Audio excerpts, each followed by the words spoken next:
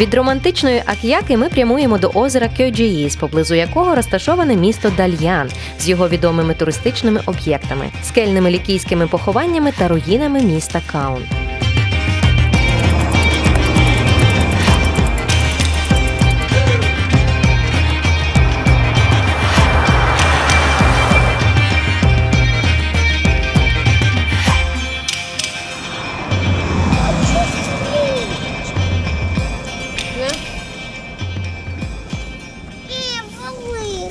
Половинку. Половину. А потім можеш воду попити. Дякую. Ти воду п'єш? Ось вона, твоя вода. Можна її тут покласти і попиваєш її, добре? А ти вже пив?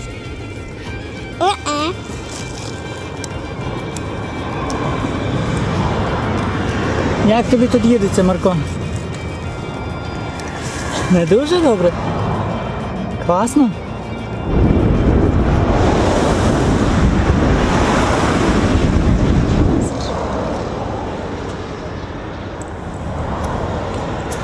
Давай, Марко!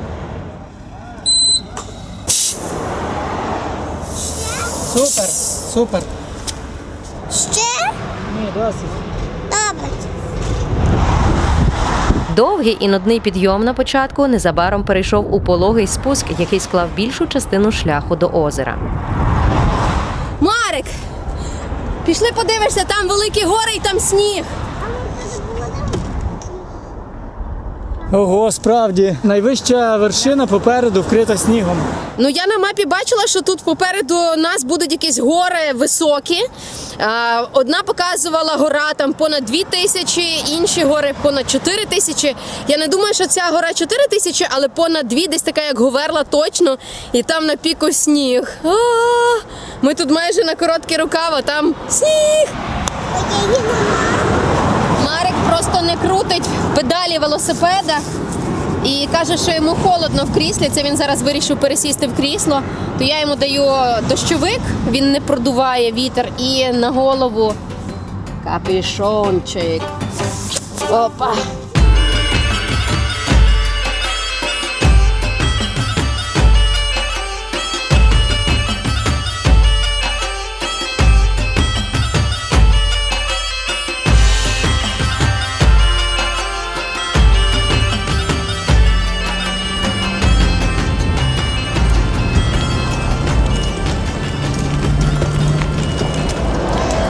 Попити чайок і он там купити мандаринок. And this? 5 lira. One this and 2 чай. Марко замовив собі фреш, 5 лір коштує фреш, а чай по 2 ліри. Тут було 770 грам мандаринів, 4 ліри. А це ми спитали, чи це мед. Він каже, ні, мед он там, тільки бал турецької, а це якийсь козалак.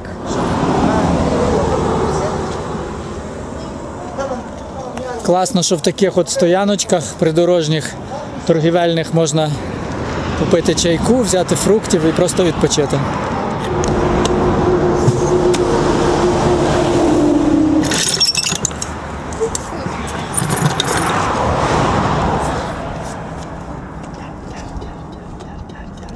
Aferin. Tamam. Клас, Марко, пий. Ой. Супер. Süper.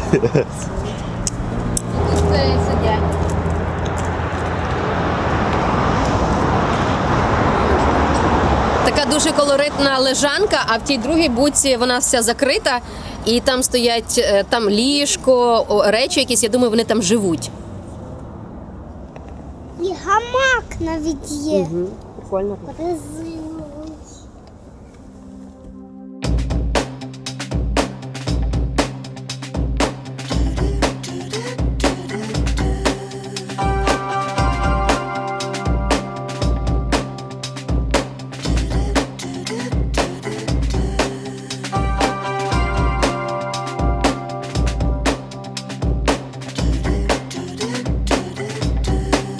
Он там серед сосен чимало вуликів, і в цих краях ми бачимо багато пасік. Відповідно, можна вважати, що турки мають цю культуру медову. Ну і зрештою, якщо подивитися в ресторанах, як вони подають сніданки, то завжди є мед.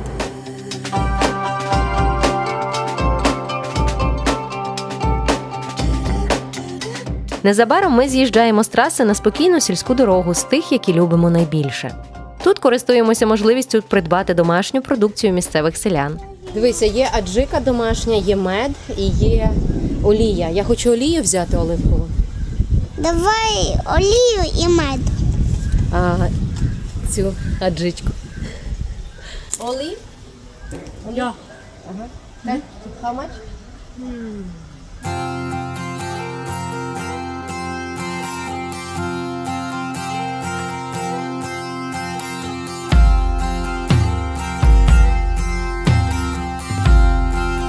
Як виглядають сади апельсинів і мандаринів тут, в Туреччині? Та ось так. Ми собі їдемо по дорозі, і довкола нас ростуть, це зараз мандарини, а перед тим були апельсини. Ну так як в нас яблуневі сади, такі самі тут мандаринові і апельсинові сади. Щойно чоловік їхав на мотоциклі, каже, чок гюзель, мандарини, дуже класні, беріть, пробуйте. То я одну підняв. А там ще є. Ось, там ще є.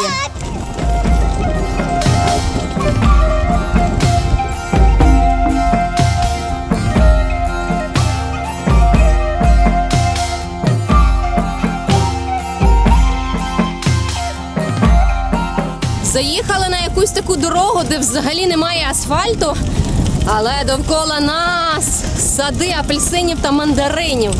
Ну і гори прекрасні.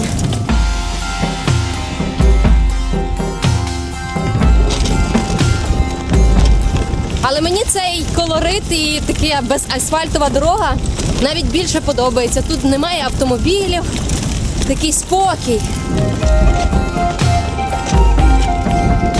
А тут вулики просто біля дороги. Чудосія. До речі, ми зараз переїдемо річку і влаштуємо пікнік. Вон я бачу річку. Ага. Вон річка. Так, вона велика.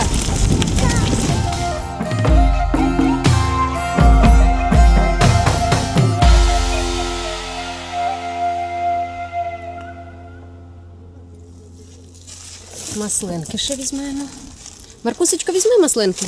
Класно, що клімат і погода дозволяють стати будь-де.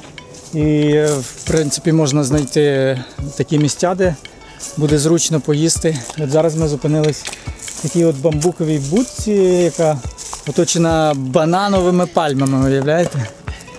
Я думаю, що тут якісь дачники чи продають мед, чи ще щось, там таке навіть міні-кафе.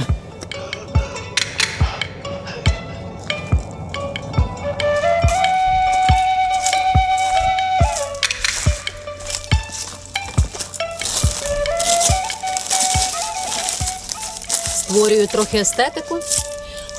Ну, з листочками теж прикольно.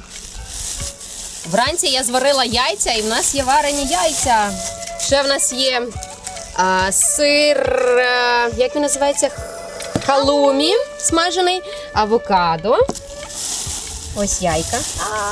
Хочу яй. Бачу, А ти вони розказала, як татусь сьогодні замість авокадо купив? просто- Що? Манго. Татусь сьогодні в супермаркеті переплутав авокадо з манго, уявляєте? Приніс додому, а мама каже, а що це ти приніс, татусю? А татусь каже, як що? Авокадо? Маркусь каже, та ні, це що, Марко? Манго.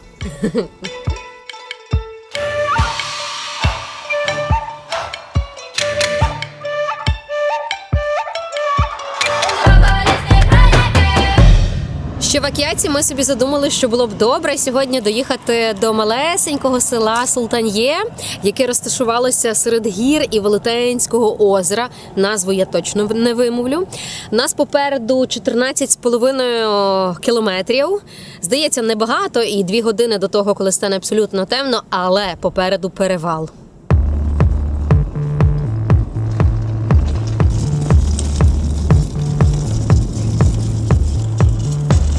Озеро Кьойджіїз ліворуч від нас, і воно ще освітлене сонцем. А тут вже добру годину ми їдемо в тіні, тому що сонце сховалось за гору. І тут доволі прохолодно, я мусив навіть взяти термоштани. На під'їзді до озера почався найкрасивіший і водночас найважчий відрізок шляху.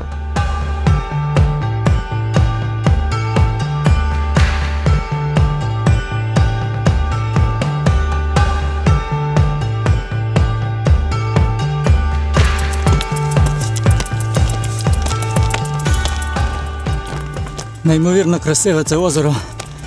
Але підйомчик теж неймовірненький почався. Фух.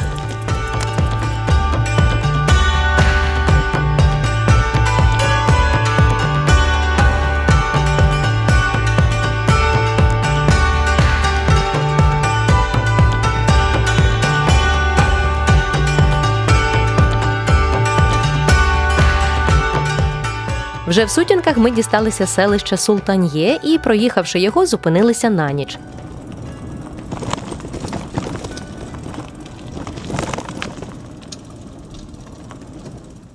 Шоста 50. На дворі вже темінь темна. Знайшли таке хороше місце біля озера. Для нічлігу, для намету. Ось Володя ставить в темноті намет. Прогноз каже, що завтра буде дощ. Уявляєш? Так не хочеться. Тоді післязавтра поїдемо. Ти що, будеш цілий день стояти в наметі? Під дощем? Я хочу дещо сказати. Коли зуби падають, то їх кладуть під подушку, і вони стоять не зубами, а монетами. А коли ці зуби попадають, то виростуть нові. А хто тобі про монети розказував? Я в мультику бачу.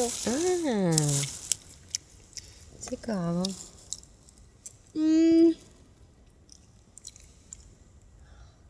Коли ми зупиняємось пізно, вже в темряві, то ми вечеряємо в наметі, от як зараз.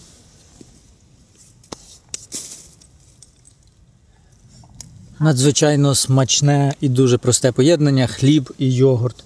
Взагалі йогурт і молочні продукти в Туреччині просто супер, правда, Квітка? Так, і їх великий вибір. Йогурти, в нас таких нема смачнющих.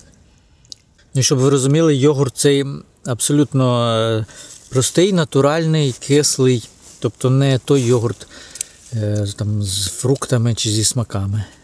І кислі, вони смачніші за солодкі. Ого.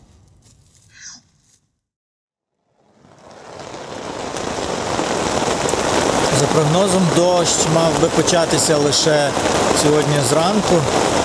І ми спланували так, що встанемо дуже-дуже рано, десь о 6-6:30. Зберемось швиденько і проїдемо цих 8 кілометрів. Але дощ насправді почався десь о 2 чи 3 годині ночі. І йшов з перервами, але постійно йшов. І зараз він просто шкварить дуже сильно. Зараз наближається пора найбільшого піку, дощу, грози. І я думаю, що нам доведеться перечекати її вже тут.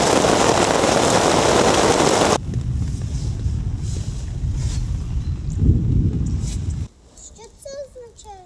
10 годин. А, 10:01. Не пропускає воду.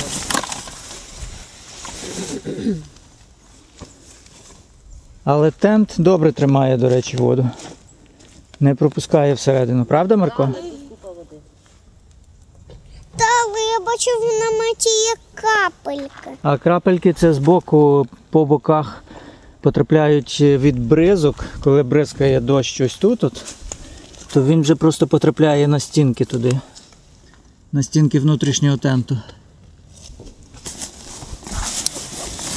А в мене що тут колесо пробите? Ой-ой-ой. Ти готовий їхати? Так.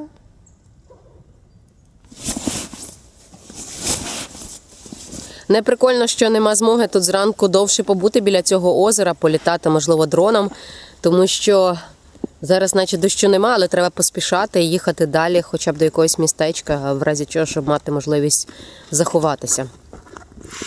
Але найприкольнішим є те, що незважаючи на те, що ми в горах, поруч озеро, на дворі тепло. І після дощу досить тепло. Тобто я в футболці і в цій в цьому дощовику, і мені аж душно навіть. Ну так, я в футболці в дощовику, мені теж душно. І ми зараз на озері, тато складається. Ми їдемо. Я наркомандрівник, я люблю все, бігати, спортом займатися, гуляти і грати на барабанах. Ага, молодець. І ще це.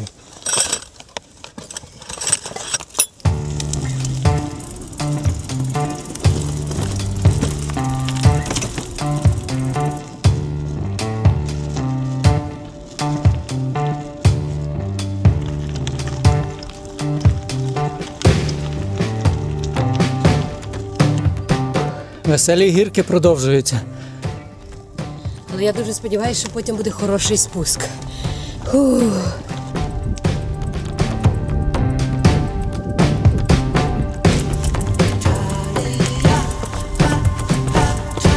Зверніть увагу на освітлення. Зараз 10:30 ранку. Таке враження, що пізній вечір. Отакі знаки я люблю. Це означає, що зараз буде спуск.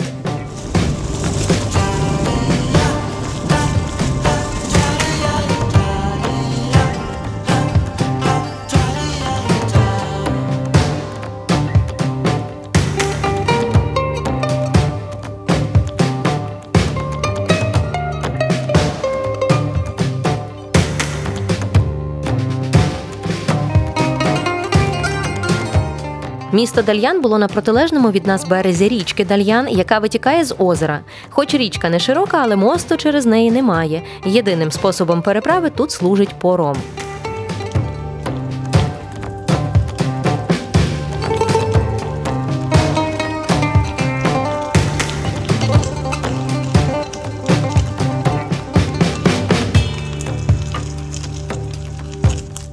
Незрозуміла ситуація з цими поромами.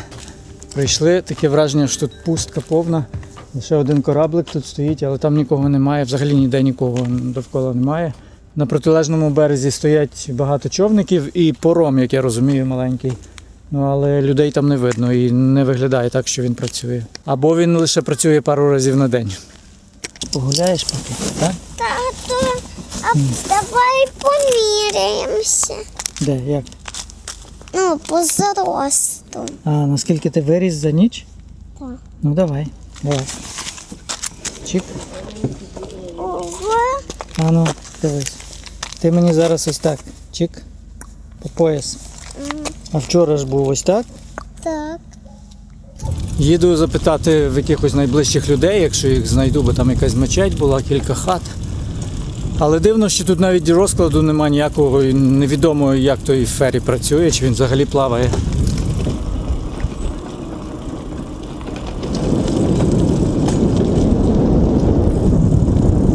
Щойно запитав чоловіка, одного знайшов випадково. Каже, просто підходьте туди на берег і там чекайте. Вони як бачать, що є люди прийшли або машини приїхали, то вони припливають і забирають. Ось такий от розклад.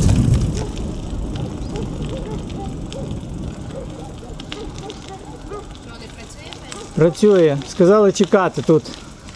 Вони мають побачити, що прийшли люди, приїхали машини і припливають. Але ж машин нема. Так, ось так поставив. Сподіваюся, їм буде добре видно.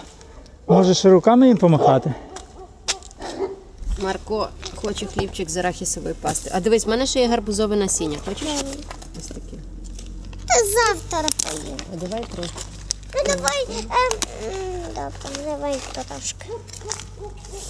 Чуть-чуть закачу. Або вона так махає. Мені здається, що це качка. Всі птахи так махають. Ні, це особливість качки. Тим більше тут озеро, річка, тут, я думаю, багато качок. Цей автомобіль стане нашим порятунком і фейрі таки приїде, аби нас переправити на інший бік. Ну, в неї і колеса, цієї качки. О, єс! Він завівся і пливе. Чекали лише хвилин 8.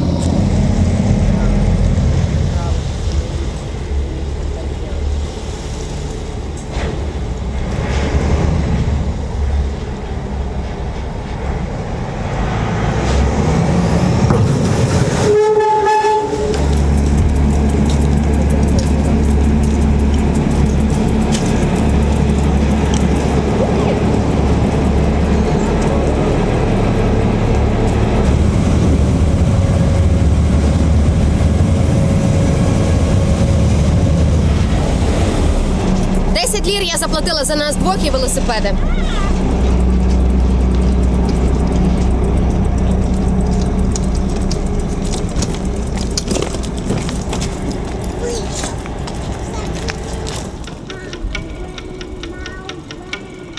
Дальян має менше 5 тисяч осіб населення і є відомим курортом завдяки історичним пам'яткам в його околицях. До того ж, розташований він в дуже мальовничій місцевості, оточеній горами, озером, річкою та морем. Найбільш популярним Дальян є серед німців, англійців та французів, особливо людей літнього віку. Значна частина їх тут навіть мешкає постійно.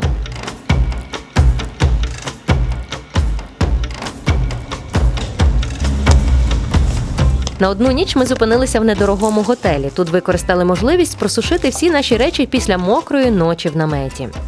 Ну що, Володь? Так, вже все. Може велике ще сюди підкатити?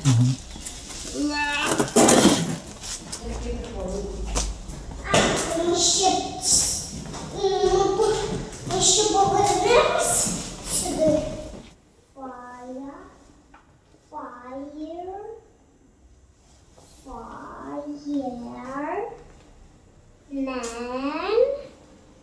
Fireman Sam. Бачиш? Fireman Sam. Ой. Fireman Sam. Через пару годин на дворі з'явилося сонечко, і ми вирушили до античних пам'яток Дальяна, заради яких і приїхали сюди. Для цього потрібно було знову переправитися через річку, але вже в іншому місці.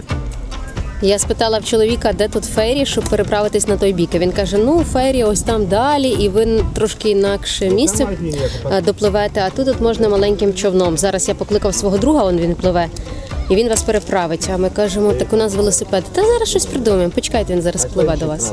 Дивимось, що придумає. We have two bicycles. Two bicycle, okay, just one way, We don't know. two way.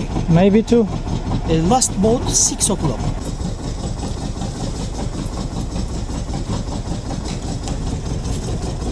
Ух, колоритненько.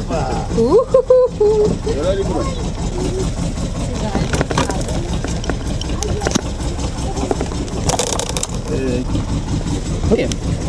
Here? Aha. Oh. Tutacağım bunu. Tamam abi. Ага. Це я ще маю тримати. Nice, okay. Ще за ці гроші ще маю тримати велик.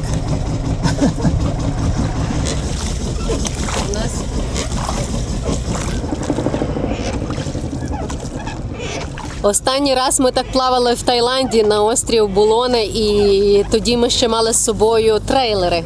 Цього разу лише велосипеди, і пливемо ми до відомого в цьому регіоні місті. Це гробниці в скелях.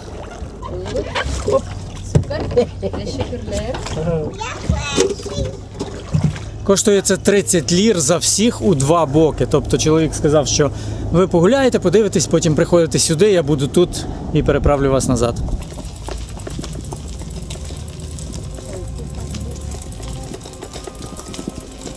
І ось тут на скелях гробниці царів Кауна, а ось в долині просто собі люди живуть, пораються в городі, збирають якісь апельсини.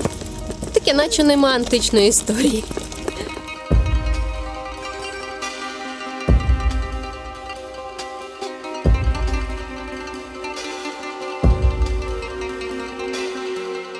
Ці грандіозні скельні поховання, які знаходяться одразу за річкою і видимі з Дальяна, були останнім притулком лікійської знаті, зокрема царів міста Каун, ще понад 2,5 тисячі років тому. Кажуть, тодішні володарі прагнули спочивати якомога вище, аби бути ближче до Бога. Взагалі, скельні гробниці є типовими похованнями в лікійській культурі, і їх ми будемо бачити ще не раз. Але саме тут, в стародавньому Кауні, який лежить на краєчку історичної Лікії, вони нас вразили вперше.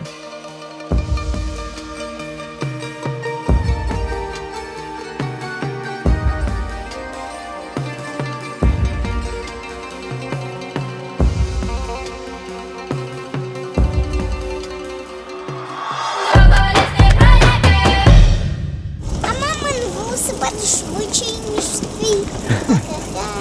За 1,5 кілометра від гробниці розташована основна частина руїн Кауна. Тільки починаю йти, а мене болять ноги.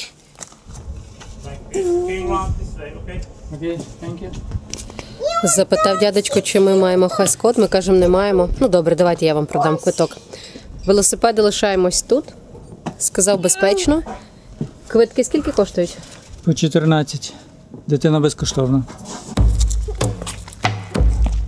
Ой, я можу тримати по камінцях.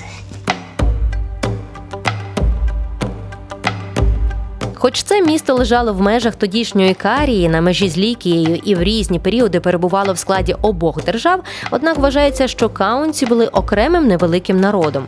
І, як стверджує Геродот, за своїми звичаями вони не були схожі ні на карійців, ні на лікійців. Причому найбільшою відмінністю батько історії вважає велику любов каунців до вина і навіть схильність до пияцтва. Звісно, невідомо достеменно, чи це справді так, але ми можемо сказати напевно, що вживання алкоголю аж ніяк не завадило каунцям збудувати справді красиве місто-державу, котре навіть спромоглося дати героїчний спротив завойовникам-персам, хоч врешті й безуспішно. Чомусь саме тут, в Кауні, до мене прийшла думка, що навіть руїни можуть бути прекрасними.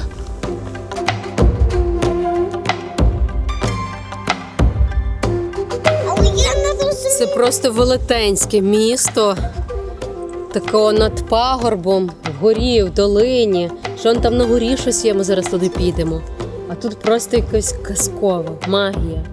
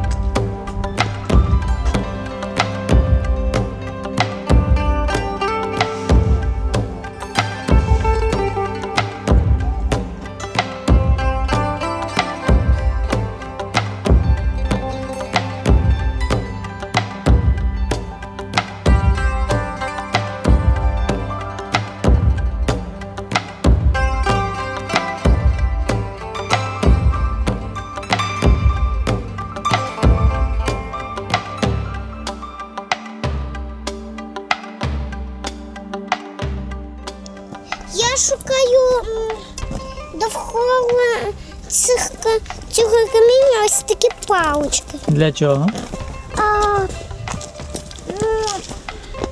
Ти ж хочеш завтра розпалити вогнище? А, це для пічки Бонда? Що в нас є пічка Бонда? Є. Так, це для пічки Бонда.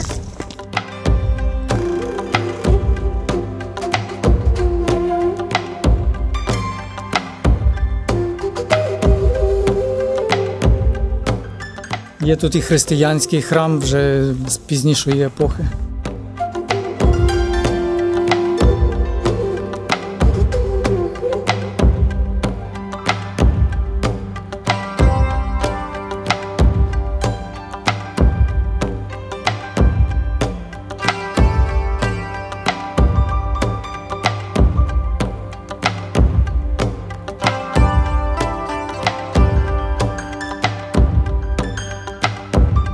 І тут теж подібно до того, як в Ефесі і в інших давніх античних містах, море відступило далеко, хоча не в такій мірі, як в Ефесі, бо в Ефесі взагалі навіть близько води немає, а тут от просто болото, очеретами все поросло і стало мілкіше.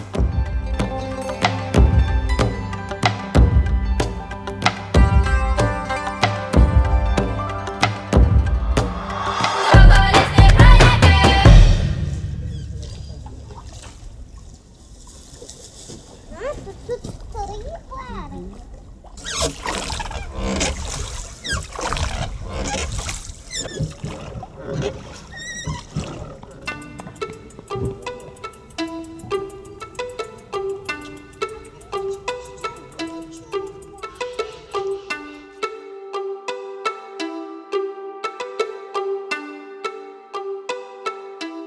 І завершенням цього шальоного і красивого дня є романтичне кавування на березі річки і на захід сонця спостерігати і на скелі.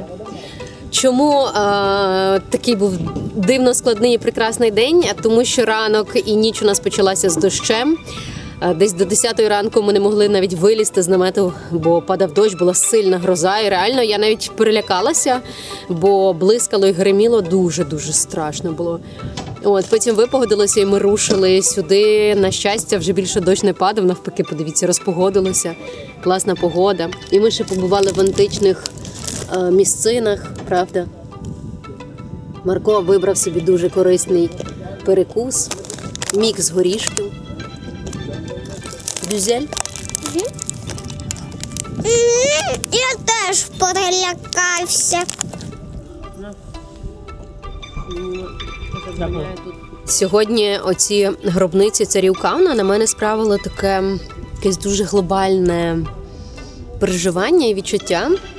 Вони колись купа тисяч років тому довбали в скелі ці гробниці, хоронили там своїх царів. І ми зараз просто там дивимося на це і фоткаємо як якусь атракцію. А що буде там ще через кілька тисяч років, коли якісь інші покоління прийдуть на ці землі і побачать наші кладовища і скажуть, що це таке? Це вони теж будуть за це платити гроші, входити і фоткати, і знімати як якусь античну культуру.